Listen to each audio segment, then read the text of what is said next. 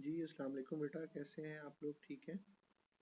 अच्छा, आप लोगों के लिए मैं चैप्टर नंबर 1 में ब्रेक इवन एनालिसिस को डिस्कस करने वाला हूँ।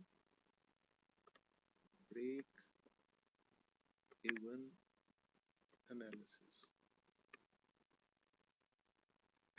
यहाँ पर हम ये देखेंगे कि ब्रेक इवन पॉइंट क्या होता है, ब्रेक इवन पॉइंट को कैसे कैलकुलेट किया जाता है।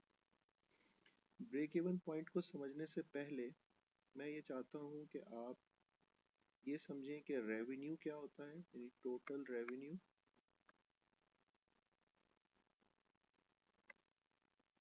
टोटल रेवेन्यू है बेटा price per unit multiplied by quantity sold. यानी अगर हमारे पास हम कोई प्रोडक्ट सेल आउट करते हैं, let's say marker sell out करते हैं, मार्कर है हमारे पास और ये मार्कर जो है वो है $10 का और हम कितनी क्वांटिटीज की सेल कर रहे हैं, लेट्स से हमने उसके 10 मार्कर्स सेल आउट किए हैं। अब इस केस में हमारा जो टोटल रेवेन्यू है वो है प्राइस पर marker multiplied by quantity sold equals to $100। ये हमारा रेवेन्यू है।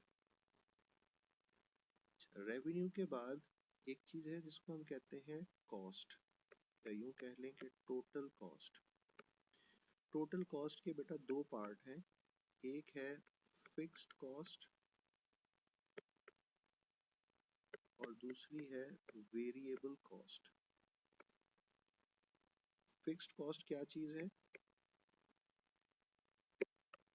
फिक्स्ड कॉस्ट होती है बेटा, fixed cost does not change with the level of activity। इसका क्या मतलब है? इसका मतलब ये है कि हम लेवल ऑफ प्रोडक्शन कह लें, लेवल ऑफ एक्टिविटी कह लें, करेक्ट वर्ड जो है वो लेवल ऑफ प्रोडक्शन है। लेवल ऑफ प्रोडक्शन, जैसे जैसे हम अपनी प्रोडक्शन को इंक्रीज करें या डिक्रीज करें, फिक्स्ड कॉस्ट पे कोई फर्क नहीं पड़ता। फिक्स्ड कॉस्ट की अगर हम एग्जांपल्स देखें तो जो सपोर्टिंग स्टाफ होता है, जैसे मैनेजर्स हैं जो डायरेक्ट इन्वॉल्व नहीं होते प्रोडक्शन में, जैसे अकाउंटेंट्स होते हैं ये भी डायरेक्ट प्रोडक्शन में इन्वॉल्व नहीं होते। इसी तरह जैसे आपका रेंट है ये भी डायरेक्टली इन्वॉल्व नहीं होता, इसका भी डायरेक्ट कोई इन्वॉल्वमेंट नहीं होती प्रोडक्शन के अंदर। और इसी तरह research and development, research and development के जो एक्सपेंसेस होते हैं, डेवलपमेंट एक्सपेंसेस, ये भी डायरेक्ट प्रोडक्शन से इनका कोई ताल्लुक नहीं होता। ये वो खर्चे होते हैं जो हम 1 यूनिट बनाएं, 1000 यूनिट बनाएं या कोई यूनिट ना बनाएं, ये कॉस्ट हमें देनी ही देनी है। यानी अगर हमारी फैक्ट्री रेंट पर है तो अब वहाँ पर प्रोडक्शन हो रही है या नहीं हो रही, रेंट तो हर सूरत हमें देना ही देना है। एक भी यूनिट ना बनाए तब भी देना है। अकाउंटेंट रखा हुआ है, उसकी सैलरी आपको देनी ही देनी है। मैनेजर है, महीना खत्म होगा वो आपसे सैलरी मांगना शुरू कर देगा, आप उसको ये नहीं कह सकते कि हमने कोई यूनिट ही नहीं बनाया तुम्हें कहाँ से सैलरी दें। इसी तरह रिसर्च एंड डेवलपमेंट पर अगर आपने कोई एक्सपेंस किया है तो उसका भी प्रोडक्शन से कोई ताल्लुक नहीं है। तो फिक्स्ड कॉस्ट जो है वो लेवल ऑफ प्रोडक्शन के साथ चेंज नहीं होती। इसका अगर हम ग्राफ बनाएं तो इसका ग्राफ कुछ यूं बनता है।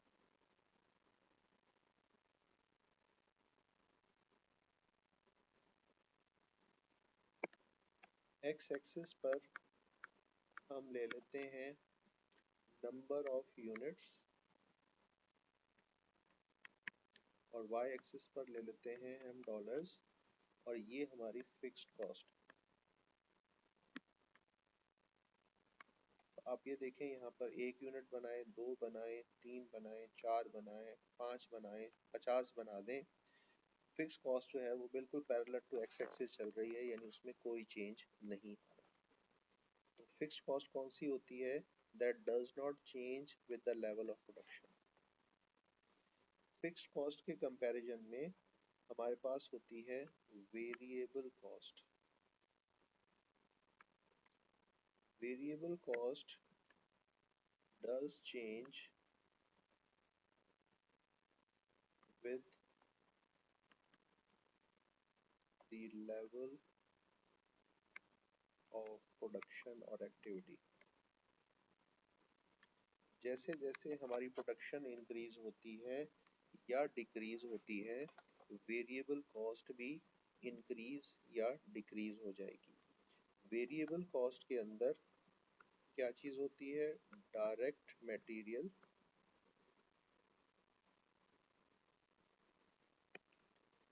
Direct labour.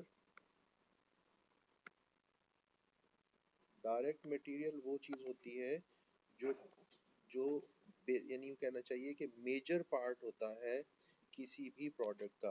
यानी अगर हम चेयर्स बनाते हैं लेट्स से, तो चेयर्स का जो मेजर पार्ट है मटेरियल का वो है वुड,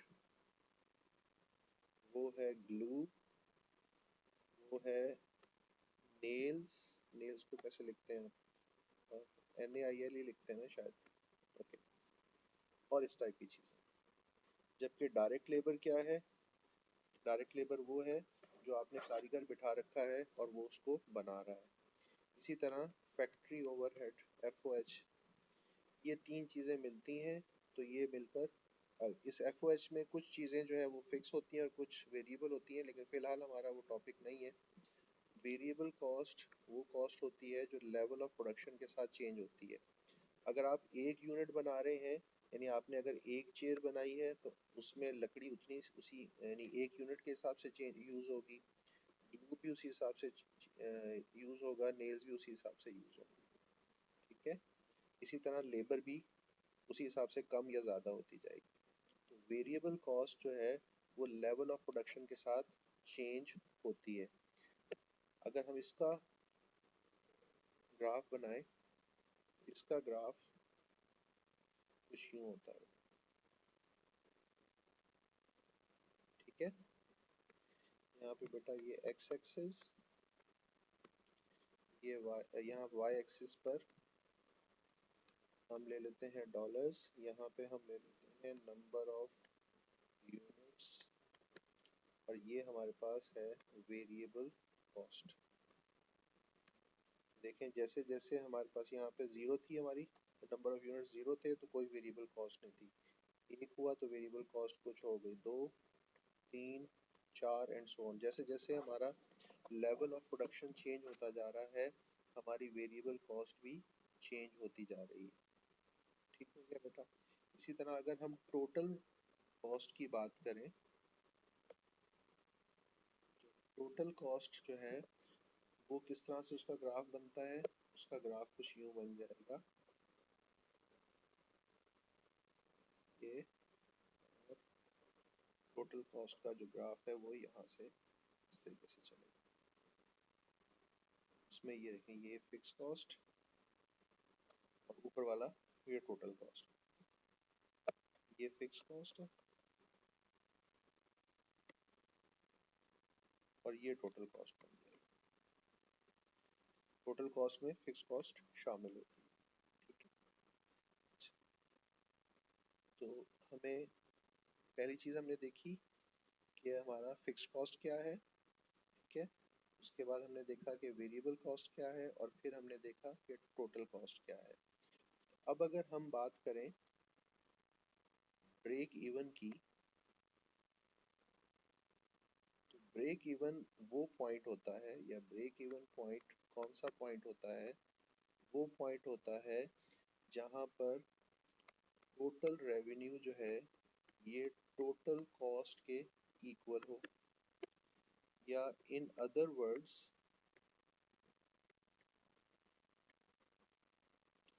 जहां पर कंट्रीब्यूशन मार्जिन जो है वो इक्वल होता है फिक्स्ड कॉस्ट के। अब ये कंट्रीब्यूशन मार्जिन क्या चीज है इसको समझ लेते हैं। कंट्रीब्यूशन मार्जिन ये हमें मिलता है सेलिंग प्राइस पर यूनिट में से वेरिएबल कॉस्ट पर यूनिट को हम माइनस कर लेते हैं, तो ये बन जाता है कंट्रीब्यूशन मार्जिन। अब इसका क्या मतलब है, लेट से हमारे पास जो मार्कर्स थे वो मार्कर हम सेल आउट कर रहे थे $10 का, और थोड़ी देर के लिए मान लेते हैं कि उसकी जो वेरिएबल कॉस्ट थी वो थी $6। तो मार्कर की जो कंट्रीब्यूशन मार्जिन हमें मिल रहा है वो है 10 माइनस 6 इक्वल्स टू $4। अब ये कंट्रीब्यूशन मार्जिन क्या काम करता है या कंट्रीब्यूशन मार्जिन क्या होता है। कंट्रीब्यूशन मार्जिन जो है, अच्छा अगर मैं बात करूं फिक्स कॉस्ट की, थोड़ी देर के लिए मान लेते हैं कि हमारे पास जो फिक्स्ड कॉस्ट है वो है $40।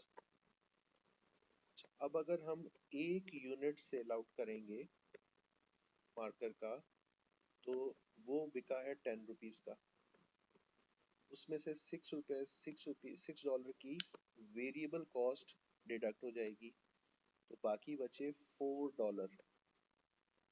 ये हमारा कंट्रीब्यूशन मार्जिन है। तो इस $4 ने क्या काम किया, इस $4 ने कंट्रीब्यूट किया इस फिक्स कॉस्ट को कवर करने में। यानी जब हमने एक यूनिट बेचा तो ₹6 की हमारी वेरिएबल कॉस्ट थी और ₹40 की हमारी फिक्स कॉस्ट थी। तो ₹6 की वेरिएबल कॉस्ट कवर हो गई एक यूनिट को बेचने से। बाकी के जो $4 बचे, उस $4 ने कंट्रीब्यूट किया इस फिक्स कॉस्ट को कवर अप करने के लिए।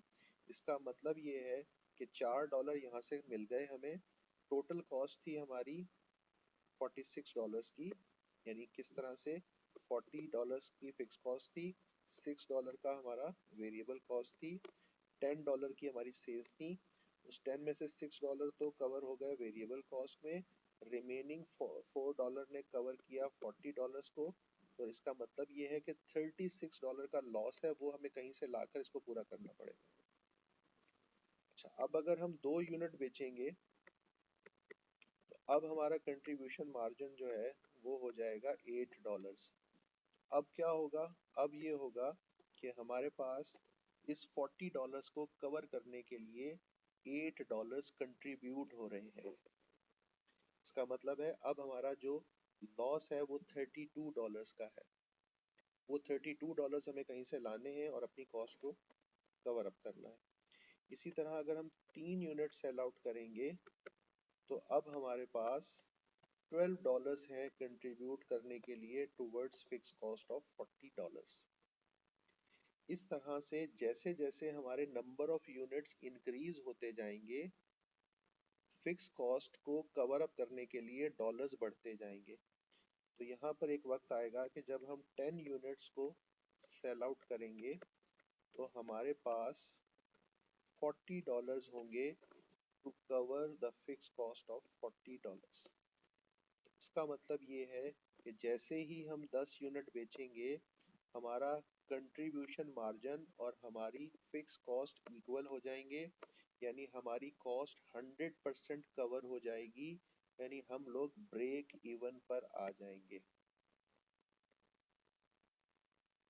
तो ब्रेक इवन पॉइंट कौन सा पॉइंट होता है, ब्रेक इवन पॉइंट वो पॉइंट होता है जहां पर हमारा कंट्रीब्यूशन मार्जिन जो है वो फिक्स कॉस्ट के इक्वल हो जाता है। ठीक हो गया। इस चीज को अगर हम एक ग्राफ से समझने की कोशिश करें तो देखो बेटा, ये है हमारे पास y एक्सिस, ये है हमारे पास x एक्सिस। अच्छा, फिक्स कॉस्ट जो है ना वो उसका ग्राफ यूं होता है, अभी हमने देखा, और कंट्रीब्यूशन मार्जिन का ग्राफ कुछ यूं बनेगा, ये देखो ऐसे बनेगा। ठीक है। अच्छा, क्योंकि कंट्रीब्यूशन मार्जिन कैसे होगा, जैसे जैसे नंबर ऑफ यूनिट्स, यहाँ पर हम लिखेंगे नंबर ऑफ यूनिट्स और यहाँ पर हम लिखेंगे डॉलर। ये है हमारे पास फिक्स्ड कॉस्ट का ग्राफ और ये है हमारे पास कंट्रीब्यूशन कंट्रीब्यूशन मार्जिन।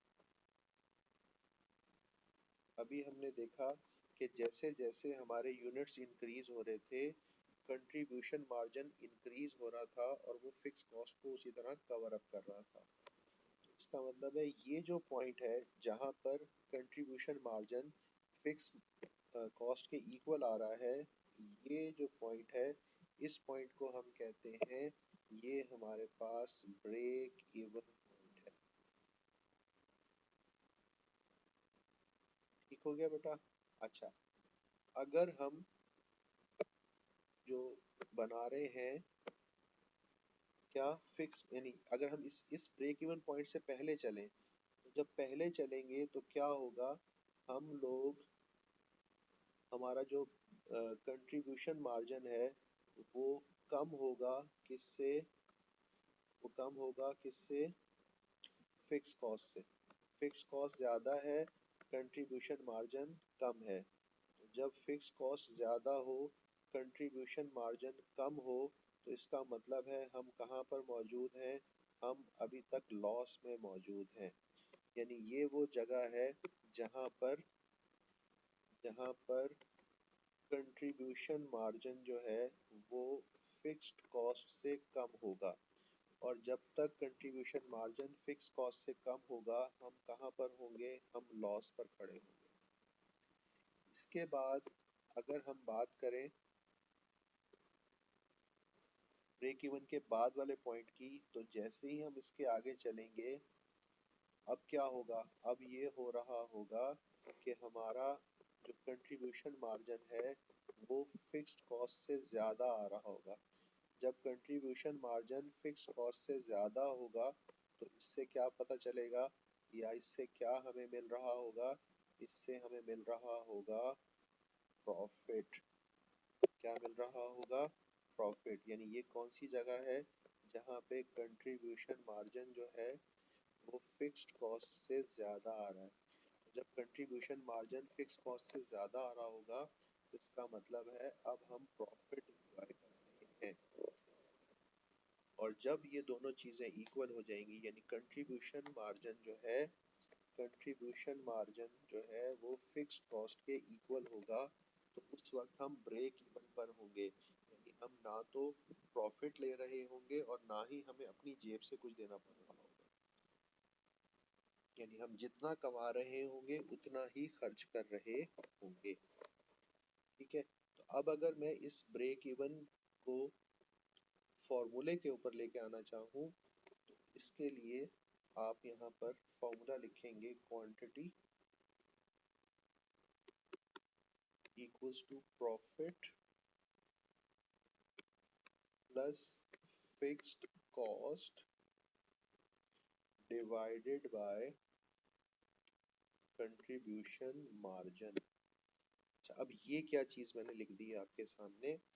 अच्छा, पहले इसको एक्सप्लेन करने से पहले मैं आपके सामने लिख रहा हूँ ब्रेक इवन क्वांटिटी। ठीक है, तो ब्रेक इवन क्वांटिटी में मैं लिख रहा हूँ fixed cost divided by contribution margin. अच्छा, अब इन दोनों फॉर्मूलों में क्या फर्क नजर आ रहा है और इन दोनों फॉर्मूलों को मैंने कब यूज करना है। देखिए बेटा, ऊपर वाला फॉर्मूला यानी ये वाला जो फॉर्मूला है मेरे पास, इस फॉर्मूले को मैं उस वक्त यूज करूंगा जब मैं क्या करना चाहता हूँ, मैं वो क्वांटिटी निकालना चाहता हूँ जिसके साथ मुझे कुछ प्रॉफिट भी रिक्वायर्ड है।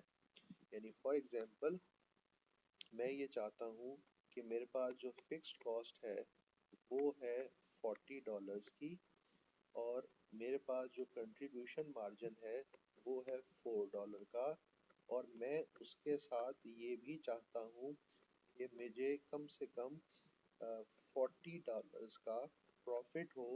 तो मैं कितनी क्वांटिटी सोल्ड करूँ, कितनी क्वांटिटी सेल आउट करूं कि मुझे मेरी $40 की कॉस्ट भी कवर हो जाए और मुझे $40 का प्रॉफिट भी हो जाए।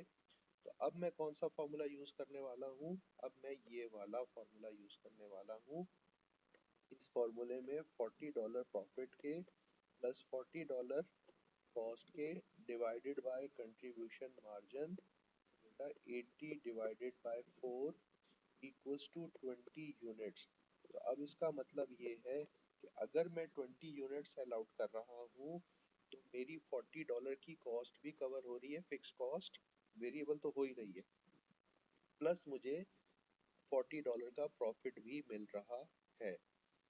एक चीज, लेकिन अगर मैं ये चाहता हूँ कि भाई मेरे पास फिक्स कॉस्ट है $40 और मेरे पास कंट्रीब्यूशन मार्जिन है $4 और मैं चाहता हूँ ब्रेक इवन क्वांटिटी।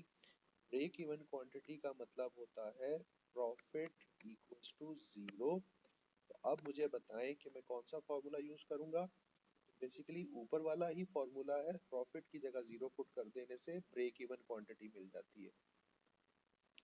तो ब्रेक इवन क्वांटिटी जो है फिक्स कॉस्ट है यानी 40 डिवाइडेड बाय कंट्रीब्यूशन मार्जिन है यानी 4 और ये आ जाएगा 10 यूनिट्स। इसका मतलब ये है कि अगर मैं 10 यूनिट्स को सेल आउट करूं तो मैं ब्रेक इवन पर आ जाऊंगा, यानी मैं अपनी फिक्स कॉस्ट को कवर करने लग जाऊंगा।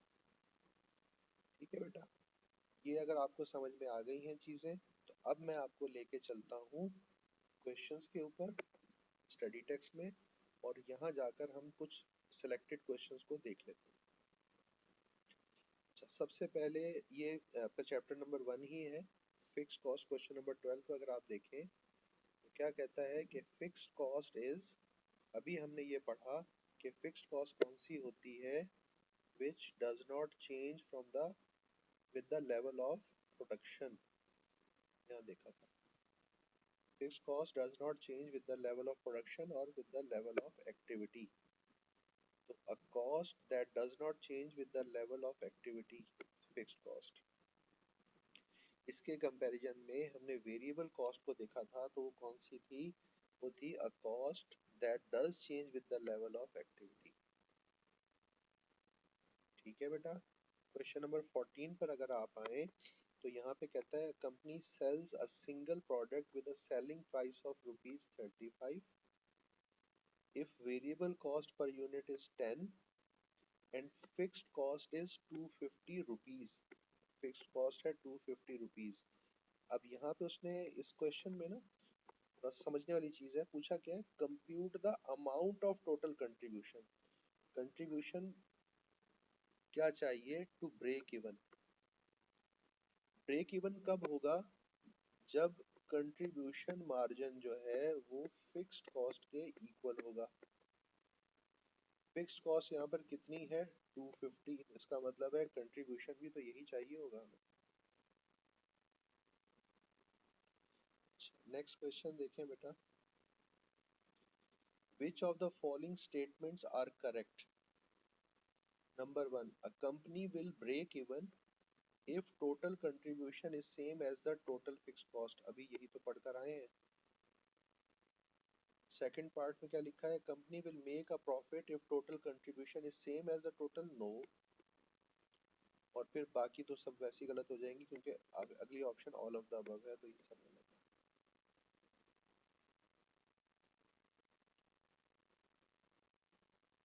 क्वेश्चन नंबर अगर 18 को देखें तो कहता है which two of the following will result in a decrease in contribution per unit. Contribution margin का जो फॉर्मूला अभी हमने पढ़ा कंट्रीब्यूशन मार्जिन पर यूनिट का, वो था selling price per unit minus variable cost per unit. ये हमने फॉर्मूला पढ़ा। अब वो ये कहता है कि कंट्रीब्यूशन मार्जिन कब डिक्रीज होगा या हो सकता है। दो केसेस में डिक्रीज हो सकता है, अगर सेलिंग प्राइस डिक्रीज हो जाए तो कंट्रीब्यूशन मार्जिन डिक्रीज हो जाएगा, या वेरिएबल कॉस्ट इंक्रीज हो जाए तो भी हो जाएगा। ठीक है, पहला लिखा हुआ है decrease in number of unit sold. देखने में बड़ा अट्रैक्टिव है कि लगता है कि हाँ जी ये बात सही है, कंट्रीब्यूशन मार्जिन जो है वो एक यूनिट की बात हो रही है। पर यूनिट है ना, तो एक यूनिट की जब होगी तो सेलिंग प्राइस, एक तो ये हो गया, दूसरा इंक्रीज इन वेरिएबल कॉस्ट, तो ये हो गया। इसकी ऑप्शन यहाँ पे है बी एंड सी, ये दोनों ऑप्शन इसकी करेक्ट है।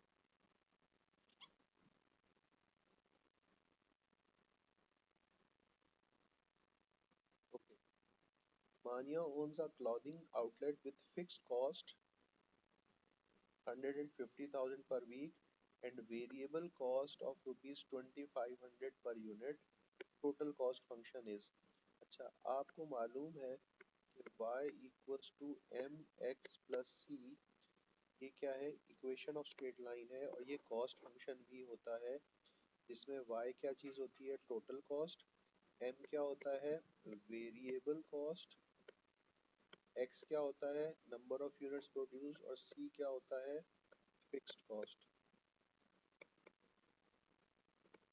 तो हमारे पास फिक्स्ड कॉस्ट है 150,000 और वेरिएबल कॉस्ट है 2500, और टोटल कॉस्ट y कह ले तो या उसने c ऑफ x लिखा हुआ है, तो हम यहाँ लिखेंगे c of x equals two variable cost per unit multiplied by number of units plus fixed cost 150,000। ठीक है बेटा।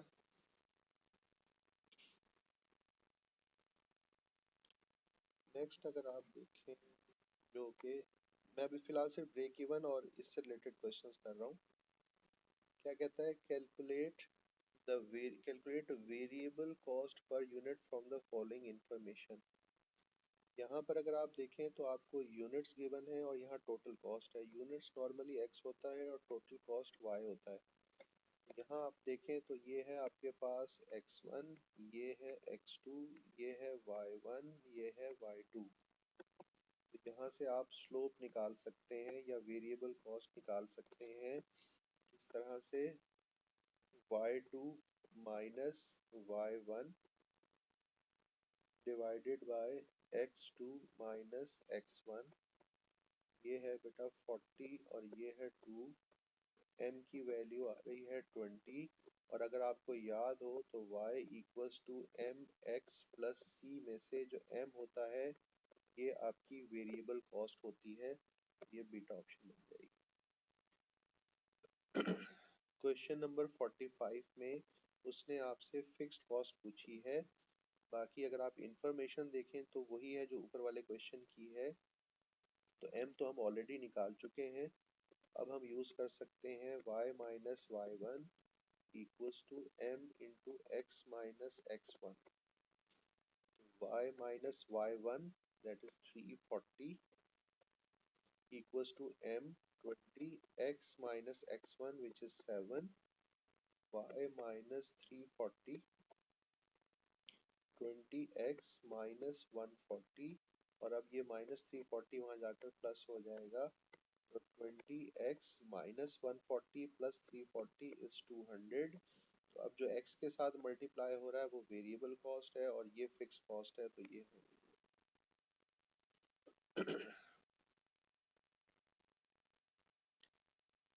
Okay. Identify whether cost is variable और फिक्स्ड। कॉस्ट जो है वो वेरिएबल है या फिक्स है। अभी हमने पढ़ा था कि वेरिएबल कॉस्ट जो है वो लेवल ऑफ प्रोडक्शन के साथ चेंज होती है, जबकि फिक्स कॉस्ट जो है वो लेवल ऑफ प्रोडक्शन के साथ चेंज नहीं होती।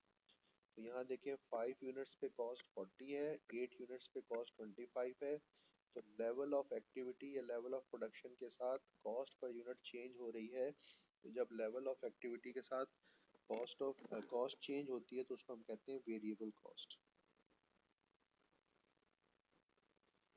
ठीक हो गया बेटा। अच्छा, अगर आप 47 को देखें, कहता है company sells a single product with a contribution per unit of 75, contribution margin है 75 का, वेरिएबल कॉस्ट है आपके पास 25, और वो कहता है सेल्स रेवेन्यू फाइंड आउट करें from the sale of 13 units. तो सेल ऑफ 13 यूनिट्स की से हम रेवेन्यू उस वक्त निकाल सकते हैं जब हमें पर यूनिट की प्राइस पता हो। यानी सेलिंग प्राइस। हमें ये मालूम है कि कंट्रीब्यूशन मार्जिन जो है वो इक्वल होता है selling price minus variable cost. Contribution margin 75 है, सेलिंग प्राइस हमें नहीं मालूम, वेरिएबल कॉस्ट 25 है, तो सेलिंग प्राइस कैसे निकलेगा? ये -25 वहाँ जाकर ऐड हो जाएगा तो सेलिंग प्राइस आ गई 100 की, सेलिंग प्राइस पर यूनिट। और हमने कितने यूनिट्स बेचने हैं? 13, तो हमारा रेवेन्यू कितना बन जाएगा? 1300। क्वेश्चन नंबर 48 को अगर हम देखें, कहता है which of the following statement is correct. कहता है fixed cost can never be more then total contribution. क्या ये बात ठीक है? हमने ऊपर देखा कि फिक्स कॉस्ट टोटल कंट्रीब्यूशन से जब ज़्यादा होता है तो उस वक्त लॉस हो रहा होता है। उसने कहा ये हो नहीं सकता, ऐसा हो सकता है बिल्कुल। Contribution can never be more than fix cost, ये बात भी गलत है, हो सकता है। Fix cost can never be equal to contribution, ये बात भी गलत है। Contribution can be less than fix cost, ये बात ठीक है।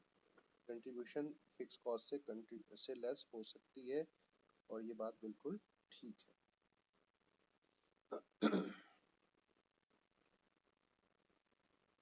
अच्छा बेटा, अब मैं आपको 2 क्वेश्चन और कराऊंगा, मेरा ख्याल है कि अब आप लोगों को कर लेने चाहिए,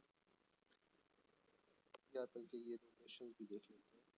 अच्छा, ये जो 58 है और ये जो 59 है, ये 59 जो है ये इसी डाटा के ऊपर है, आप जरा ये चीज़ ध्यान में रखिएगा। ये चीज़ इसने कहीं पर मेंशन यहाँ पे नहीं की जो कि इसको करनी चाहिए थी, इसकी वजह से भी थोड़ा कंफ्यूजन आता है कि ये क्वेश्चन अगर 59 को आप बिल्कुल अलग से पढ़ें तो ये क्वेश्चन इनकम्प्लीट लगता है, लेकिन इस क्वेश्चन नंबर 59 को जब आप 58 के साथ की सीक्वेंस में पढ़ेंगे, उसी डाटा को लेके पढ़ेंगे तो ये आपको समझ में आ जाएगा। क्वेश्चन नंबर 58 में अगर आप देखें तो कहता है company always makes exactly as many units of its product as it sells, its fixed cost is 5000, ठीक है।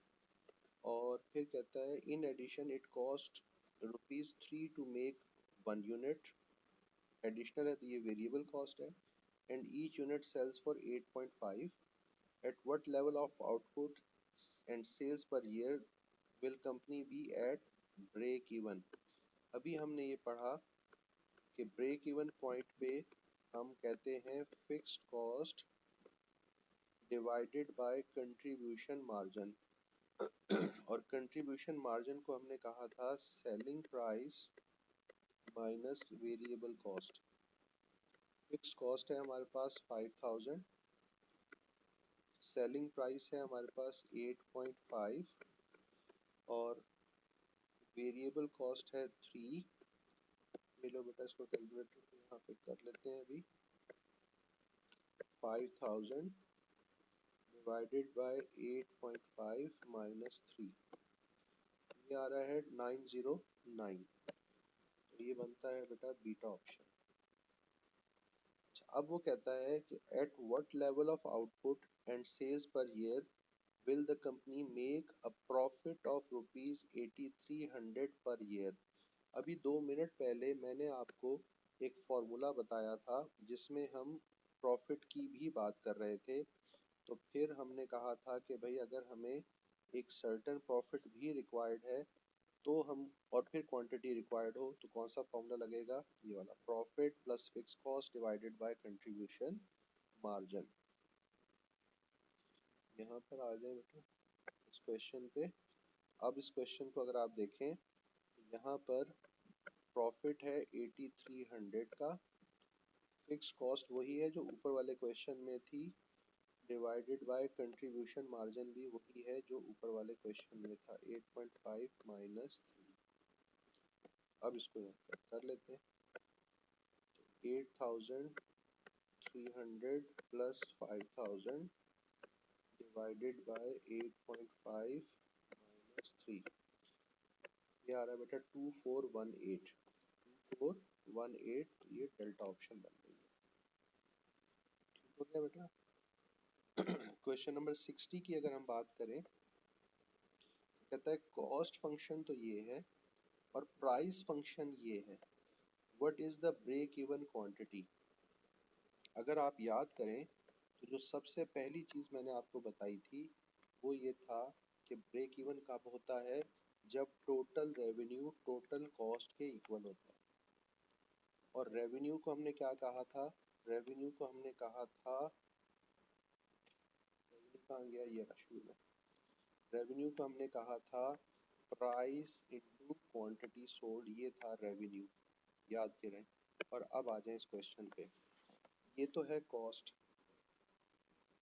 और ये है प्राइस। तो प्राइस को जब मैं क्वांटिटी से मल्टीप्लाई करूंगा तो वो बनेगा रेवेन्यू, यानी इसका टोटल रेवेन्यू कैसे बनेगा, वो बनेगा प्राइस इनटू क्वांटिटी। प्राइस मेरे पास है 5x प्लस 12 और क्वांटिटी क्या होती है, वो होती है x। जब मैं इनको मल्टीप्लाई करूंगा तो ये बनेगा 5x स्क्वायर प्लस 12x, ये बन रहा है टोटल रेवेन्यू। और ये टोटल रेवेन्यू जब टोटल कॉस्ट के इक्वल होगा, 5x square plus 12x equals to 5x square plus 9x plus 3000, revenue cost के इक्वल हो गया।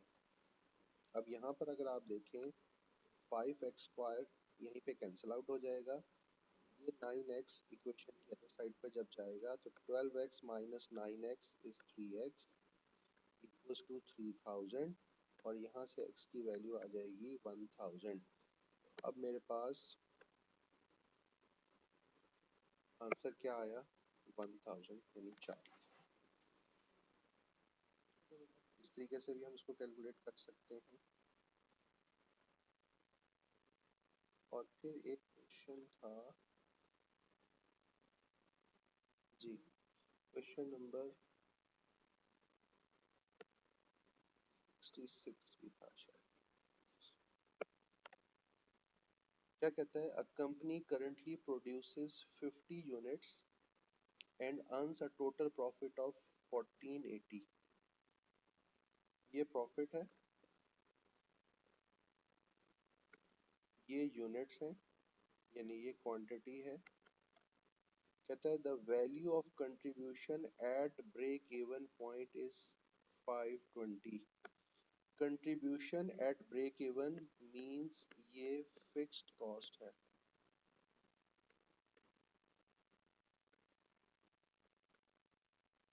और उसके बाद कहता है what will be the profit if company sells 75 units. ठीक है, तो वो फॉर्मूला याद करें जो हमने अभी बनाया था, कौन सा वाला, ये वाला,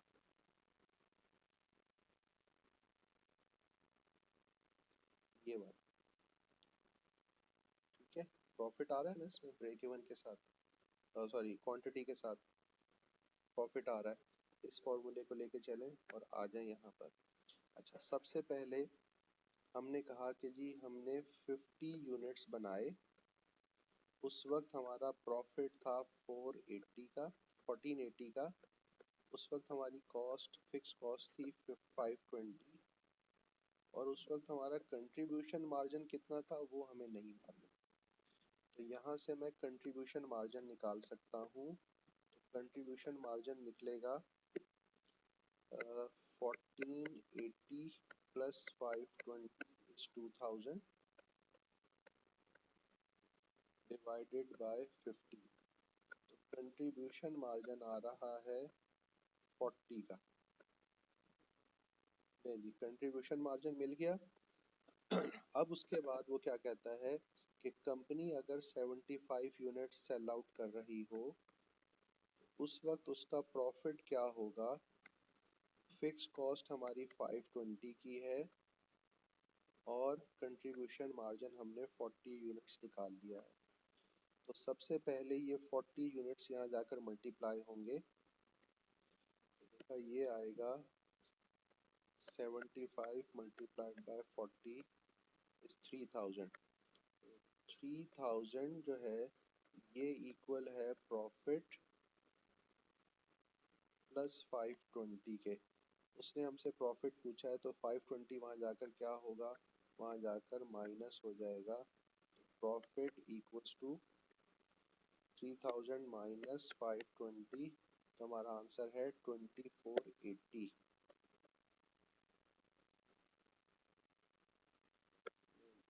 ये हमारा आंसर डेल्टा। तो बेटा ये कुछ क्वेश्चंस थे, सिलेक्टेड क्वेश्चंस जो मैंने आपके लिए सॉल्व किए, और मैंने आपके लिए ब्रेक इवन पॉइंट को भी कोशिश की है कि मैं आपको उसको सही से एलेबोरेट कर दूं। इवन देन अगर आपको कोई कंफ्यूजन हो या आपको क्वेश्चंस में कोई इशू हो, तो आप उसको डिस्कस कर सकते हैं। और इसके बाद अगर आप मुझे कहेंगे कि भाई जो लीनियर इक्वेशंस हैं उनके लेकर उनका भी कोई वीडियो बना दूं, तो वो भी मैं बना दूंगा। पहले आप इसको देखें, इन क्वेश्चंस को देखें, और इसके बाद भी अगर आपको किसी चीज़ की ज़रूरत है तो वो मुझे बताएं, मैं इंशाल्लाह वो भी आपके लिए कर दूंगा। इसी तरह मैं कोशिश करूंगा कि हर चैप्टर की एक समरी वीडियो आपको बना दिया करूं, ताकि आप उसको देखने के बाद क्वेश्चंस को अटेम्प्ट कर सकें। अपना बहुत ख्याल रखिएगा और दुआओं में याद रखिएगा। अल्लाह हाफिज़।